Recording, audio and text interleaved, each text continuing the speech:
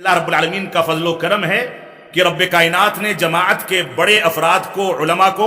صوبائی جمعیت کے ذمہ داران کو اور ایسے ہی الفرقان ایجوکیشن ٹرسٹ کے ذمہ داران کو اس بات کی توفیق دی کہ انہوں نے جماعت اہل حدیث میں پھیلنے والے فتنوں کے بارے میں اس سیمینار کا انعقاد کیا تاکہ بیداری پیدا کی جا سکے۔ وہ لوگ مبارکباد کے مستحق ہیں۔ اور مجھ ناچیز کو جو مقالہ دیا گیا ہے ڈاکٹر فرحت ہاشمی صاحبہ کے انحرافات کے جائزے سے متعلق، یہ مقالہ مشکل ترین مقالہ ہے۔ اس کی وجہ یہ ہے کہ ڈاکٹر فرحت ہاشمی صاحبہ کے اوپر ان کی تردید پر اب تک کوئی کام نہیں ہوا ہے۔ ان کے اوپر رد کرنے میں ان کی کیسٹوں اور ان کے ویڈیوز کو سن کر کے بہت سارے نکات نکال کر کے یہاں درج کیے گئے ہیں۔ اس کے حوالے آپ کو نوٹ کرا دیے جائیں گے، اس میں درج کر دیے جائیں گے۔ تو یہاں جو مقالہ دیا گیا ہے، کیونکہ اس پر مواد موجود نہیں ہے، اس وجہ سے یہ مقالہ تیار کر پانا مشکل تھا، لیکن اللہ رب العالمین کے فضل و کرم سے کچھ نکات یہاں پر جمع ہوئے ہیں۔ دوسری بہت اہم بات ہے جس کا تذکرہ میں کر دوں، اور اہل باطل کا ہمیشہ موقف یہی ہوتا ہے، تقریباً 2 یا 3 سال قبل اشرف علی تھانوی، وحید الدین خان اور ایسے ہی دوسری صوفی اور گمراہ شخصیات پر ڈاکٹر فرحت ہاشمی صاحبہ کے کچھ تبصرے یوٹیوب پر نظر سے گزرے، اور ہم نے اس کے بعد ایک لائیو سیشن میں یہ غلطی کی کہ اس کا تذکرہ کر دیا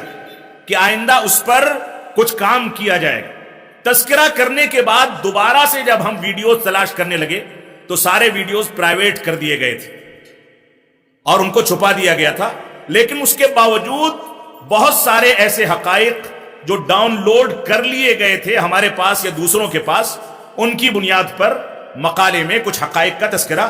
کر دیا گیا ہے۔ سب سے پہلی چیز ہے ڈاکٹر فرحت ہاشمی صاحبہ کا مختصر تعارف۔ ڈاکٹر صاحبہ نے عربی زبان کو اہمیت دی ہے، وہ عربی زبان میں ایم اے ہیں اور اسلام آباد کی اسلامک یونیورسٹی میں تدریس کا فریضہ بھی انجام دے چکی ہیں۔ 1989 میں انہوں نے اسکاٹ لینڈ کے گلاسگو یونیورسٹی سے ڈاکٹریٹ کی ڈگری حاصل کی حدیث کے موضوع پر، اور اس کے بعد ان کے بقول انہوں نے ترکی کا، مصر کا، دمشق کا اور سعودی عرب کے اسفار کر کے وہاں کے علماء سے ملاقات کی اور علماء سے ملاقات کر کے علم حاصل کیا۔ لیکن جب ہم تفصیل میں جاتے ہیں تو وہ کسی بھی عالم کا تذکرہ نہیں کرتی، چند علماء کا انہوں نے تعارف کرایا ہے۔ وہ علماء یا تو اخوانی ہیں یا صوفی ہیں یا غلط عقیدے کے حامل ہیں، اس کی مثال بھی آگے آپ کے سامنے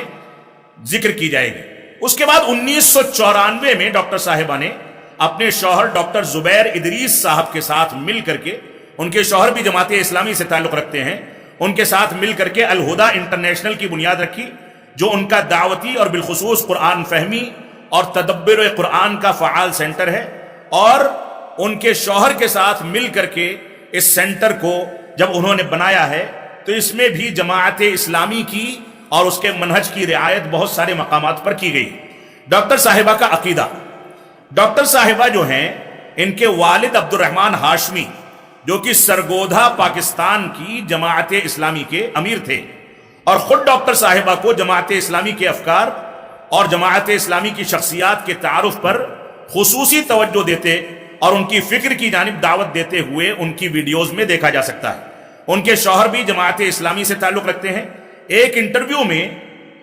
ان کے خاوند یعنی ان کے شوہر نے یہ کہا کہ میں کسی بھی مسلک سے اپنی نسبت نہیں کرتا ہوں۔ وہ انٹرویو یوٹیوب پر موجود ہے۔ کہتے ہیں کسی بھی مسلک سے اپنی نسبت نہیں کرتا ہوں، کیونکہ اگر کسی مسلک سے نسبت کروں گا تو اس کی وجہ سے دوسرے مسالک کو نظر انداز کرنا لازم آئے گا۔ اور اسی انٹرویو میں اس فقرے اور اس جملے کے 2-4 منٹ کے بعد ہی کیا کہتے ہیں؟ کہتے ہیں کہ ڈاکٹر فرحت ہاشمی صاحبہ کے والد نے یعنی عبد الرحمن ہاشمی صاحب نے مجھ سے ان کا رشتہ اس بنیاد پر کیا تھا کہ ہم جماعت ہیں، ہم دونوں ایک ہی فکر اور ایک ہی جماعت کے ہیں۔ اور انٹرویو لینے والے اینکر نے پوچھا کہ کون سی جماعت سے ہیں، تو فوراً کہتے ہیں کہ جماعت اسلامی سے ہیں۔ یعنی ایک جانب کسی مسلک و منہج کی جانب نسبت نہیں کر رہے اور دوسری جانب یہ وضاحت کر رہے ہیں کہ رشتہ جماعت اسلامی کا ہونے کی بنیاد پر کیا گیا ہے، اور یہ بھی کہہ رہے ہیں کہ فرحت ہاشمی صاحبہ کے والد یہ اس بات کو گوارا ہی نہیں کر سکتے تھے کہ جماعت اسلامی کے علاوہ کسی دوسری جماعت کی لڑکی لائی جائے، لہذا وہ اسی خاندان میں رشتے کو لازم سمجھتے تھے، لہذا اس خاندان میں رشتہ کیا گیا۔ فقہی لحاظ سے ڈاکٹر فرحت ہاشمی صاحبہ کا تعلق دیوبندی مکتب فکر سے ہے، جس کا مشاہدہ میں نے خود ان کے خاندان کے لوگوں کو ایام حج میں نماز ادا کرتے دیکھ کر کے کیا ہے۔ مکمل طریقے سے فقہ حنفی کے مطابق وہ لوگ نمازیں ادا کرتے ہیں، عقیدے میں وہ اخوانی ہیں، اور اپنے مسلک اور منہج کی صراحت نہیں کرتی۔ اور منہج سلف کا بنیادی ضابطہ ہے کہ جو منہج اور مسلک کی صراحت نہ کرے، جو عقیدے کی صراحت نہ کرے، اس سے نہ علم لیا جا سکتا ہے اور نہ اس کے اوپر اعتماد کیا جا سکتا ہے۔ تو ان کا صراحت نہ کرنا اور اپنے عقیدے کو بیان کرنے سے گریز کرنا، یہ ان کی شخصیت کو مزید مشکوک بنا دیتا ہے۔